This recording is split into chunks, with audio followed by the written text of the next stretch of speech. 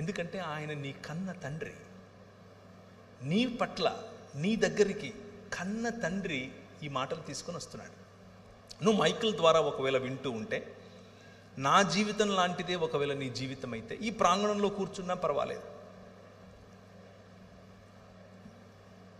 తండ్రి ఎరుగనటువంటి జీవితం నీదైతే, రెబెలియస్గా నువ్వు తిరుగుతున్నావా, హద్దు ఆపు లేకుండా నువ్వు తిరుగుతున్నావా, నీ పర్సనల్, నీ వ్యక్తిగత జీవితంలో అందరి ముందు బాగున్నావు, ఎవ్రీథింగ్ ఈజ్ గ్రేట్, చాలా బాగుంది, సూపర్, నవ్వుంది మొహంలో, కానీ లోపల ఏదో తెలియని లావా ఉబుకుతోందా, లోపల ఏదో తెలియని ఒంటరితనం ఉందా, నన్ను కూడా ఇలా కౌగిలించుకుని ఒకరు ముద్దాడితే ఇంత బాగుంటుంది అన్న ఫీలింగ్లో నువ్వు ఉన్నావా?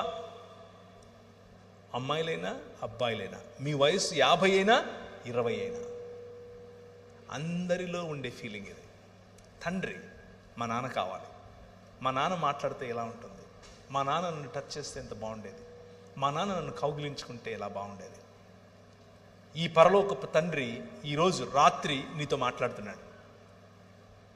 ఐ యామ్ యువర్ ఫాదర్, నేనే నీ తండ్రిని. ఐఎమ్ దేర్ ఫర్ యూ, నేను నీకోసం ఉన్నాను.